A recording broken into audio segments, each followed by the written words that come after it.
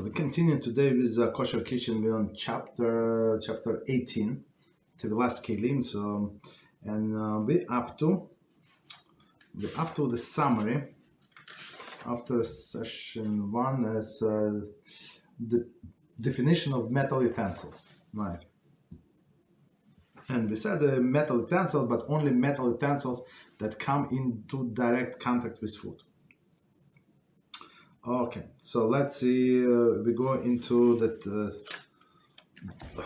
the table, and it says Tvilas with bracha, right? Tvilas with bracha.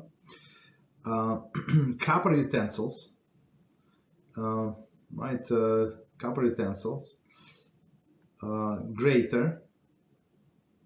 Copper utensils. Grater. Vegetable shredder, slicer. Potato peeler. So right. Potato peeler. So potato peeler, we said because you can peel other vegetables as well, right? Poultry shreds. So poultry shreds, of course, they use it to cut like raw chicken, for example, but also a cooked one. Okay. Metal bread basket. So metal bread basket, we said because bread rests, even though most of the people would put some napkin on the bottom of this bread basket, but we said it's like insignificant, so it's almost like the bread touching the bottom. Okay, that's why we have to dip it. Broiler grate. I mean, broiler grate, it's obvious you have food there. Pot or pan cover, for sure, because the food is boiling, right? The steam goes up, touches the cover, and then goes down, for sure. Like, okay. Cake platter. So cake platter also, right? We said because the cake rests on it. We say not the dome to cover it. Okay, because it does not usually touch. Okay, but platter, like a bottom, for sure. Then next category, Tovel without bracha, nutcracker. So nutcracker, we said there is machlokes among the poskim, so we do with Tovel for sure, but without blessing. All right, so some poskim in the shell, so the shell is not so. It's not like 100% garbage. Why? Because you would put the nuts with the shell on the table. If it was something like some kind of 100% impurity, you would not put it on the table. Right? You would shell it before. Okay. Next one, flour or sugar canister. Okay. So we said for storage, all of these things, we don't say blessing. Okay. Pasta machine. So pasta machine is right. We have to dip because it is metal, but without blessing, we explain because it does not touch the raw food, the ready food. It's raw food. It's only working with the dough. Okay. So next one is cookie gun. Cookie gun is also usually it's aluminum, so for sure required the dipping, but again it's deals with the raw dough. Okay.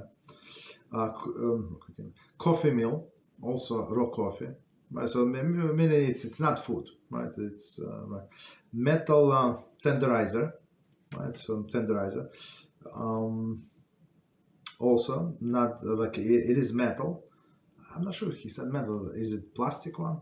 Actually, I'm not sure. Maybe there's plastic ones. Plastic today, they make such a durable things, but could be plastic. Okay, so if it's metal, you have to dip without filler. Sewing needle for meat, right? To sew close chicken or turkey.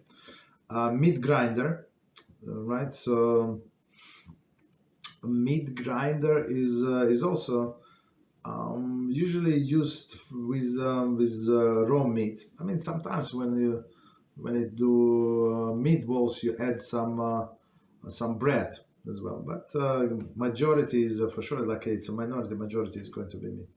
Okay, kneading hook. So kneading hook that you have for your mixer. Okay, so for sure it is metal, for sure metal, but it does not touch the actual food. So that's deep without blessing. And next category. So of course, I mean, it's only highlights of what we went over last time and time before that, because there were a much longer list and with many explanations. Okay. Does not require Tovel. Butter dish cover. So butter dish, of course, you have to dip. I mean, I said of course, but maybe it's when it's from glass, right? but the dish cover itself, it does not touch the food. Cake tray cover, right? As we said, like dome, this cake tray cover.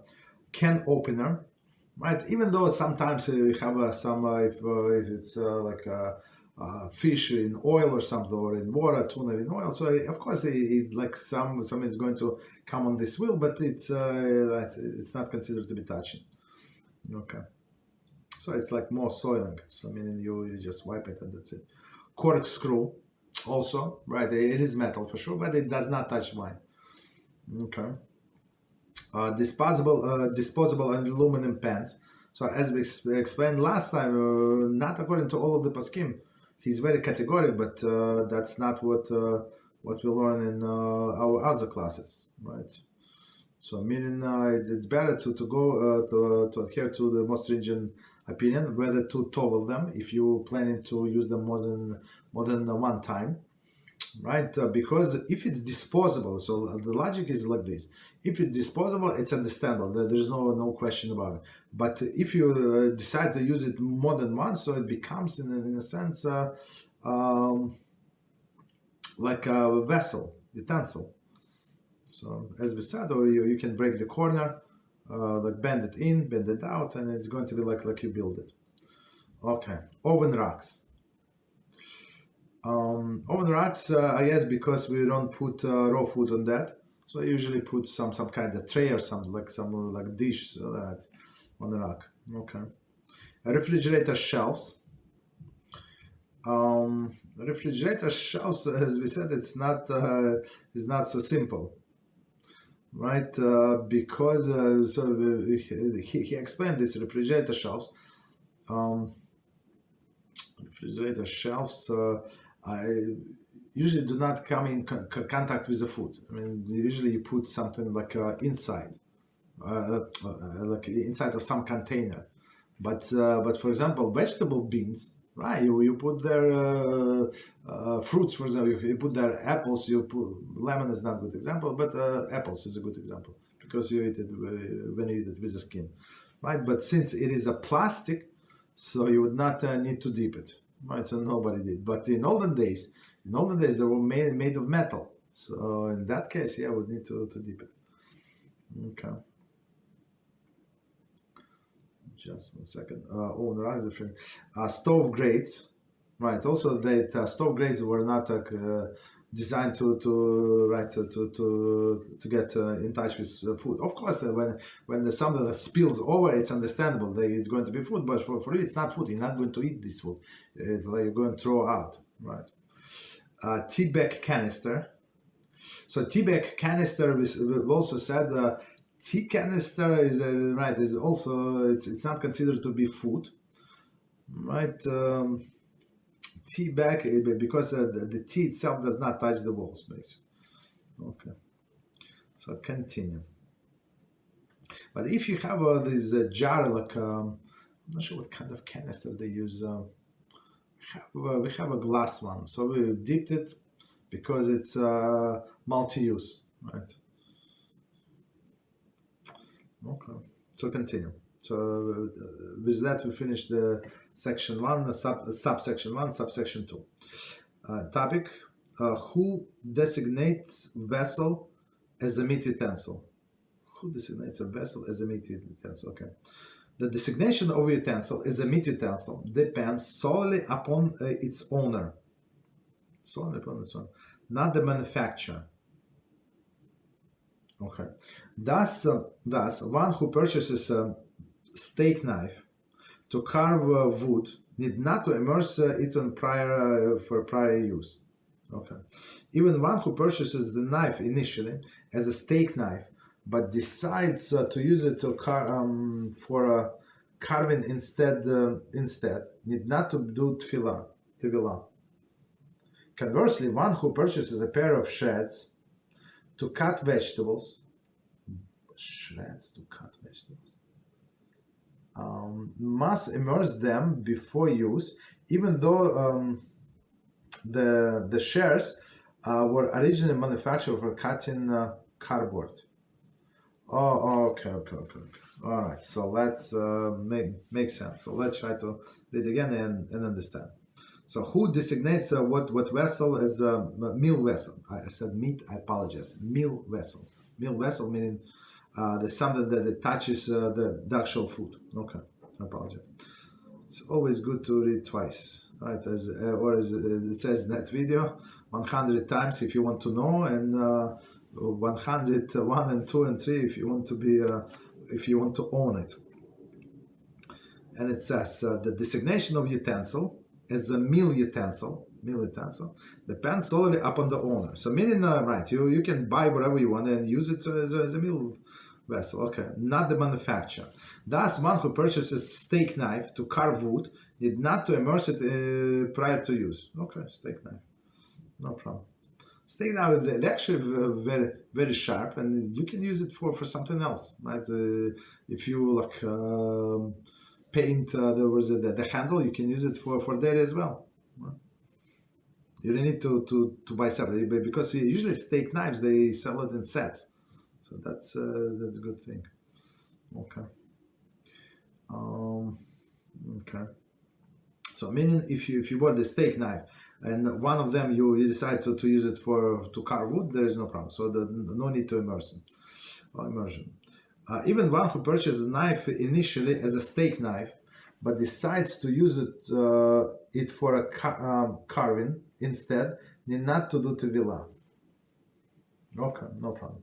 Conversely, one who purchases a pair of shares to cut vegetables must immerse them before use, even though the shares originally manufactured to cut the cardboard. Okay, so cardboard, right. So meaning that they're pretty strong, like a thick cardboard, so for sure they can cut through vegetables. I'm not sure what vegetables, but like, I don't know. There are many things that you can cut with this shares. You can cut like grapes, like not grapes, like the cluster into pieces. I don't know, other things for sure. All right, so meaning you decide what is going to be utensil, what is not going to be utensil, and it's going to be meal utensil, meaning the touching the food or not touching the food. That's it. So if it's going to touch the food, for example, he's working with vegetable here, right? So you need to immerse it. Even according to manufacturer, it's to cut cardboard. Part number 3, a vessel used only temporarily or occasionally for food. Okay. Use of not food utensil for food purposes without tevilah may be permitted depending upon the type of utensil. A utensil that essentially not food utensil may be used occasionally for food without tevilah. Okay. For example, one may use a camping pocket knife to cut an apple. Okay. However, a utensil that is manufactured for food purposes but was designated by the owner for a not food use and thus does not require tevilah, okay, may not be used even temporarily for food. Thus, one who purchases a steak knife to use a wood carving knife. This example is not good. Wood carving. You cannot. Okay. Okay, but we got the point. Like a steak knife for wood carving knife, right? A wood carving knife may not use it. Okay, may not use it even temporarily for food without tevilah beforehand. Since some authorities maintain that even in the case of tevilah is not required, tevilah should be done without bracha. Okay. So let's do from the beginning and try to understand. So again, our topic, the vessel is used only temporarily or occasionally for food. So meaning two types of utensils. Some of them were designated for food, designed for food, like by manufacturers. Some of them were not. Okay. So let's see. The use of non-food utensils, for food purposes, right, without tevilah may be permitted depending upon type of the utensil. So may be permitted like without the dipping. Okay, no problem. So the first example, I think it's a very good example. Utensil that essentially is non-food utensil may be used occasionally for food without tevilah. So I think the keyword is occasionally. Right. For example, one may use a camping pocket knife to cut apple. Okay. So like for convenience, he's not going to go home now and take the proper knife. So this knife in his pocket or something, so he can do. Okay, no problem. So right again, not food utensil for food purposes occasionally. Okay. So but as we understand now, it does not work other way around. What does it mean? However, a utensil that manufactured for food purposes, but was designated by the owner for non-food use, right? It was for food, designated for non-food, and thus does not require tevilah, as we said before. So, if what requires tevilah only for things that is going to be used for food, but even if it's like it was designed for food, but you're not going to use for food, as we said before. Number two, you don't need to tovel it. So right, so now it was designated for food, but he decided not to use it for food. So if he wants to use it for food, right, he needs to do tevilah. Okay. May not be used even temporarily for food. Okay. So because the initial design of this utensil was for food. That's one who purchased a steak knife to use the wood carving knife. Okay, wood carving knife. May not use it even temporarily for food without tevilah beforehand. So he's very clear about it. So let's see the commentary. The ruling above reflects the opinion pre-Torah. If the knife is being used by someone other than the owner, Shulchan Aruch rules that tevilah is not required. Isur v'cheter required tevilah. One should immerse the vessel without reciting bracha. Okay, so technically, so what does it mean? So technically, we're not required to immerse somebody else's utensils. We're required only immerse our own utensils. Okay. So let's continue.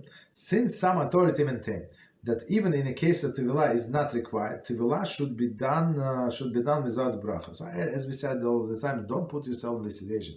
Did I immerse it? Did not immerse it? So if you're going to go anyway, so for example, you would the set of these steak knives. I think it's a good idea. I mean, we needed one knife or two knives for Pesach.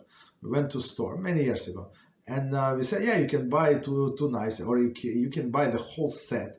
Like 18 pieces, and it's going to be like only like maybe double price of what you pay for two knives. Did not make sense. Of course we bought the whole set, and the whole set of these steak knives. So we use it. Some of them we use for Pesach, some of them we use it for every day, right? And some of them you can use for steak, some of them you can use for dairy. Right, so right, just make sure that you put some what we would do. We would paint the handle. That's it. Very simple. Right. So we mean it, but cut.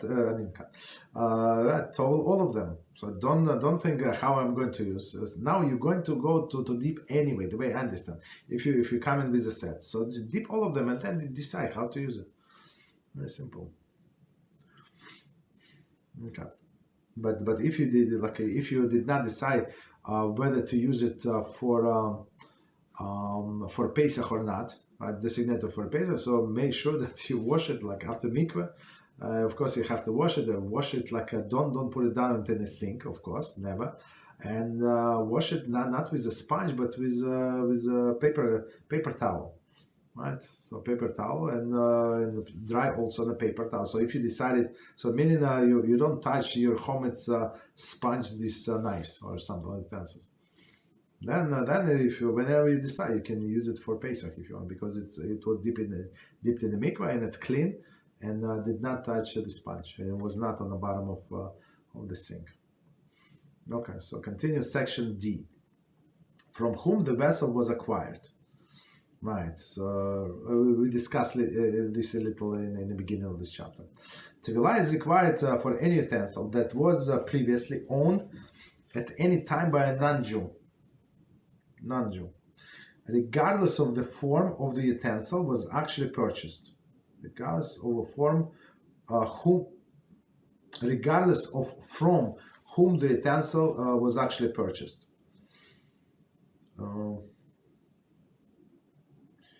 So see Shevet Halevi regarding utensil previously owned by a non-observant Jew. Okay, so let's do this introduction first. Again, Tevilah is required for any utensil that was previously owned at any time by a non-Jew. Okay, regardless of from whom the utensil was actually purchased. So it could be a Jewish store, right? Jewish store, right? Houseware store, but it was made in a different country, in China. Many things are made in China, right? So made, or even in the United States, like or a different country. Still, majority of this factories they are owned by non-Jews, so you can assume that this utensil was made by a non-Jew, and the Jewish selling it's irrelevant, right? Because he's not an owner usually. Usually these people, the store owners, they sell on credit, right? They still belongs to somebody else. They did not pay in full. Okay. So number one, the manufacturer, supplier, or store proprietor. A vessel manufactured by a non-Jew, but non-Jewish firm requires Tevilah even if the workers of the factory are Jewish. Conversely, if the owner of the factory is Jewish, the vessel does not require Tevilah, even if the workers are non-Jewish. Okay. The vessel purchased of a non-Jewish store, or even a Jewish store supplied by a non-Jewish firm, require Tevilah. Okay, so let's do this from the beginning. Okay. And it says again, the manufacturer. So we must understand who is actual owner. So we said in the introduction, if it's at one point were owned by a non-Jew, so meaning that he was an owner, and the utensil is new, right? It was not used by another Jew, right? So that's what required Tevilah. So we go by the owner. Okay. So again, our topic: manufacturer, supplier, or store proprietor. A vessel manufactured by a non-Jewish firm requires Tevilah. So if the owner is non-Jew, so he's the owner of this utensil, not the workers, right? Tevilah. If even if the workers of the factory of Jewish, right? For example, in Israel, right? Many workers are Jewish, but the owner is not. Okay. So in this case, he's the owner, not them. They just sell that time. Yes, they did all of this work from A to Z, and he was sitting in the office or something, right? Right. They did the whole work. It was manufactured by a Jew, 100%, but it belongs to a non-Jew because they sell that time. Okay. So when they are being hired. Conversely, if the owner of the factory is Jewish, the vessel does not require Tevilah. Even the workers are non-Jews. Okay, even workers non-Jews. So for this we have commentary. See Shulchan Aruch HaShulchan. Second. Regarding Shlomo Auerbach, regarding utensils produced by a non-Jewish nationality, but non-Jewish nationally owned incorporated companies. Please, non-Jewish nationally owned incorporated company. So meaning that there is some Jews, some non-Jews. Okay. A vessel purchased in a non-Jewish store, or even a Jewish store supplied by a non-Jew, is required Tovel, right? As has been understood. So because the owner, again, is not Jew, and this owner of the store, it's not his product. So give me 1 second.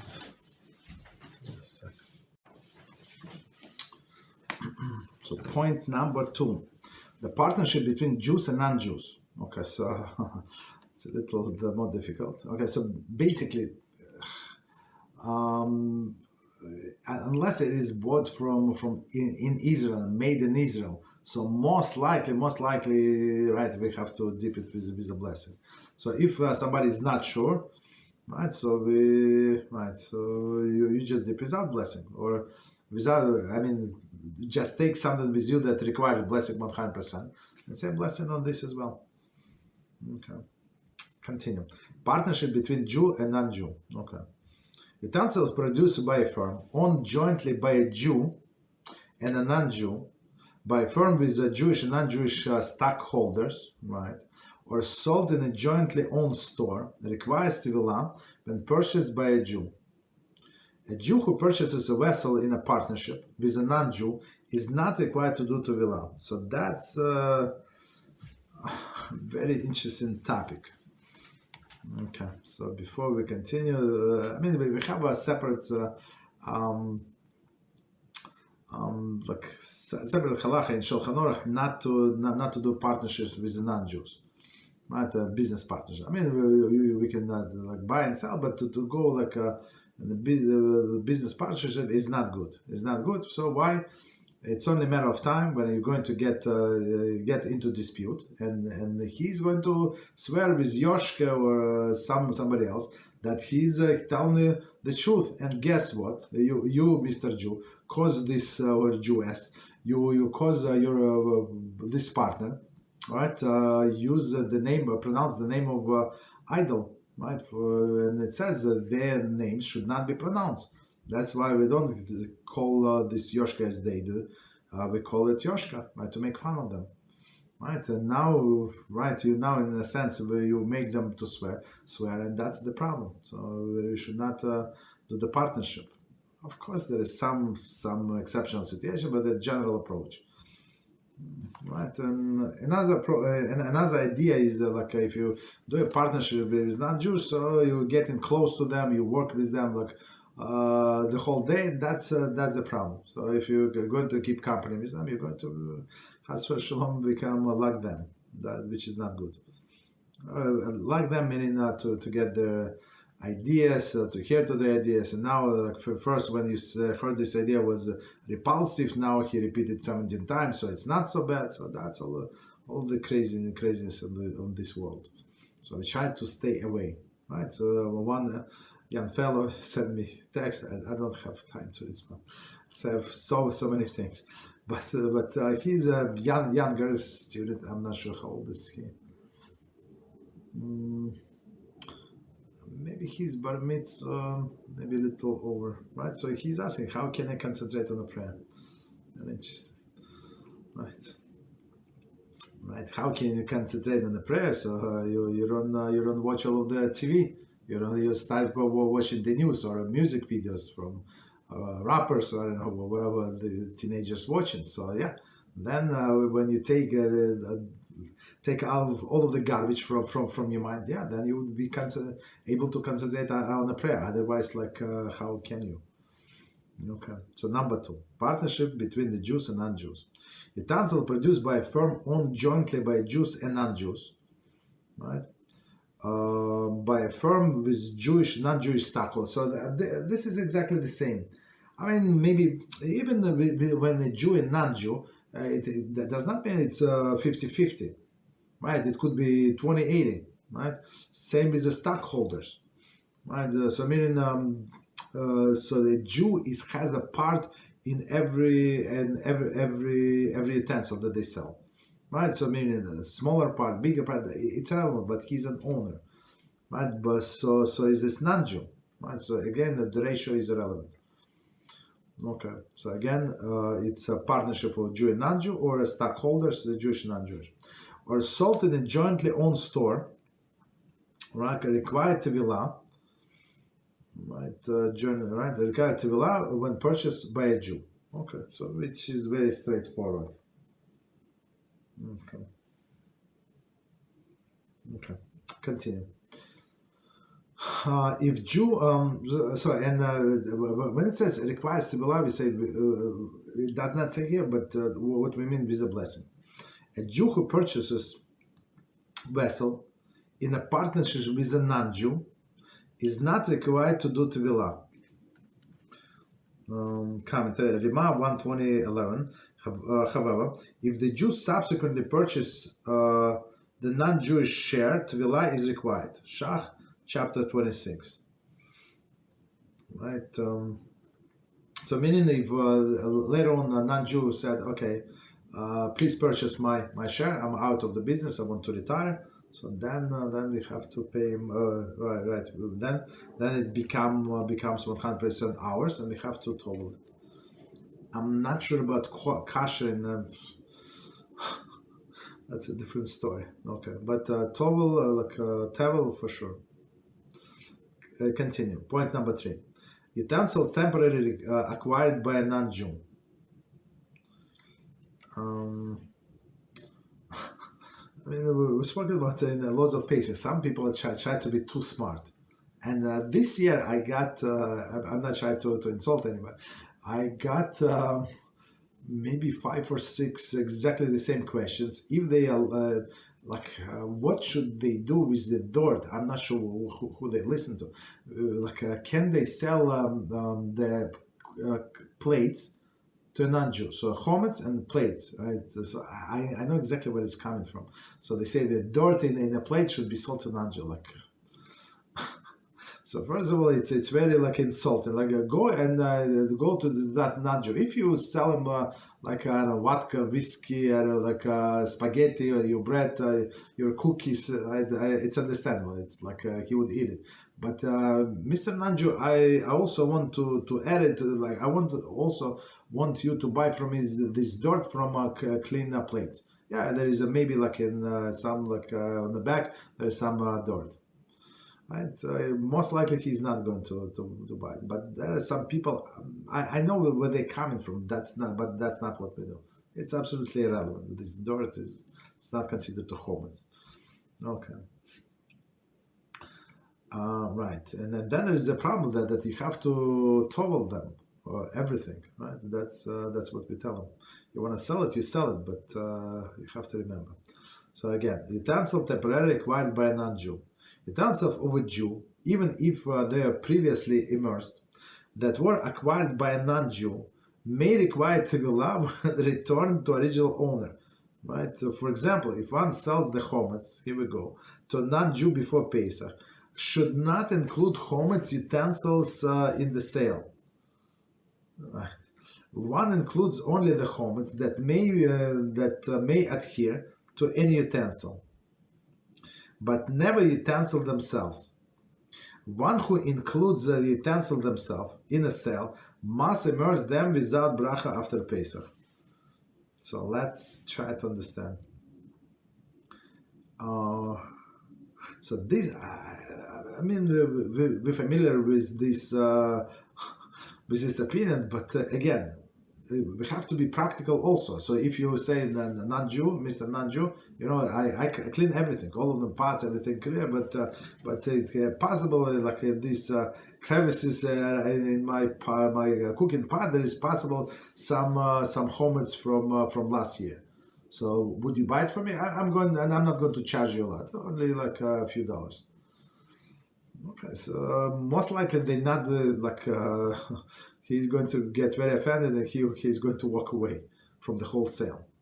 You understand? So again, utensils of a Jew, right, even if they are previously immersed, right, that acquired by a non-Jew may require Tevilah if they return to original owner. So, and we have, we're saying here may require Tevilah even though the utensil all the times were in a Jewish possession, right? When you sell chometz, you don't give all of your chometz to a non-Jew, right? It's still in your possession. You complete the whole form. You say what kind, where is it, like in this closet, in this kitchen cabinet, one on the left, on the top, on the bottom, all these things, right? In my office, in my car. On the car, in my office, let's say you have some stock of your cookies in the office, stuff like that. So yeah, so you can sell it, right? But all the things are actually in your house or in your office. You don't move them, right? And same with these plates, right? So even in the plates were always in your possession. So it's not like you're not sure, maybe this non-Jew used it for his spaghetti or something. No, nothing. Or he's not kosher food. Nothing. Still, according to some opinions, since he was an owner, official owner, even for some days, even if these plates were in your kitchen, so you have to tovel them. So that's the problem. Okay, so let's see. For example, one who sells his chametz on to a non-Jew before Pesach should not include his chametz utensil in a sale. So don't sell the whole pot. But some people, what they do, there is also the thing that they try to sell. They don't want to clean. They have to reach they have like summer house or something, right? Or second house, whatever they call it. Right? And they want to clean. They want to go back and clean, and they want to sell the whole house to non-Jew. So, but the whole house with all of the utensils, it's very dangerous. Like when people that doing that, of course there is some leniency that we can rely, but it's not a good idea. One includes only the chametz that may adhere to any utensil. So meaning, right, if you want to say the dirt, this chametz that adhere to utensils, and you sell them, but usually it's beetle, it's like nullified. You're not going to eat it. It's like if you find a little the spot on your cooking pot, like after Pesach, you're not going to eat it, right? You're going to wash it, and that's it, right? And that's what we nullify, right? But never. So if he wants to, he can sell this chametz that adhere to utensil, but not utensil themselves. One who includes the utensil themselves in sale must immerse them without bracha after Pesach. Right, it says chachmas adam, etc. Okay, no problem. So dangerous. So meaning, talk to your rabbi before you do that, and make sure that he a qualified person to answer these questions. Okay, because some of this question came from other people, and they say, but what did Rabbi say? Through who he said do whatever we want. Like he was busy or something. He did not pay attention. I guess I also understand this rabbi. He has a line of people. Everybody wants to sell their chametz, and everybody do exactly in the last moment, not in advance. So he's under pressure. So he did not hear your question. Basically, it's your fault, not his. Number 4, when the previous ownership cannot be determined, wherever there is a doubt whether there was a non-Jewish ownership somewhere in the distribution chain, the utensils should be immersed without bracha. Okay, one who purchased a kiddush cup should determine whether it was manufactured by Jews. When in doubt, tevilah should be done without bracha. So especially kiddush cup, it's a manual work. I mean, they just send me email this. They have a big sale now. Such a beautiful thing. So only Jews can do. I mean, maybe other people as well, but I only when I want to see like beautiful things, to something to enjoy, I go to that website. I maybe don't buy anything because it's very expensive, but you see how people do like a beautiful vessel for a blessing. Okay, very interesting. Right. So meaning those in this factory, this factory is I think in Holon in Israel. So that's made by majority by Jews. Of course, there could be non-Jews, but majority Jews. So meaning in this case, so if you're not sure, just dip it without a blessing, right? Or as I said, we'll try always have something that like maybe we don't need to use it, at this specific point, right? And then see if something else comes up, so we can say the blessing. Okay, so now never dip. I mean, if we need something like immediately, right? So the dip is out blessing, but otherwise we can wait until we accumulate few things, and at least one of them would need to require blessing according to all of the opinions. And there is a commentary. So actually, again, whenever there is a doubt whether there was non-Jewish ownership, somewhere in distribution chain, right? The utensil should be immersed without bracha. Okay. Commentary. Following the rule of Safek Deraisa, Lechumra, any doubt pertaining the biblical obligation must be resolved following the stringent approach. Right, and so that's what we said, as I explained about non-kosher fish. So even there are some people, some rabbis, and they 200 years ago they say maybe it's kosher, maybe this, maybe that. But since a majority of the people did not accept it, and it's if a person is going to eat this fish and it's maybe it's forbidden in midaraisa, so based on the Torah law, so we don't do it. Right, we always go in stringently. If it's rabbinical law and there is a doubt, rabbinic law and there is a doubt, so we can do leniently. Okay. So meaning what? So even the glass utensils that are not required to Tovel according to biblical law should be immersed when possible if there is no specific information of the manufacturer. Here is my show. Okay. So even glass utensil. One who purchased Kiddush cup should determine whether it was manufactured by Jews. Okay, so many times it is, because it's a handwork. It's not like based on the price. You see, it's not like factory. I mean, it is made on the factory, but you see, it's handwork. Beautiful. Okay. One who purchased Kiddush cup, okay. When in doubt, Tevilah should be done without the bracha. Okay. So let me quickly check time. Got next. I think we can stop here. And our next topic, section E, who presently owns the vessel. Okay. So as we said, so more. In most of the time, the store owner is not the actual owner. Okay, so let's do 5 minutes break and we continue with other topics. 5 minutes.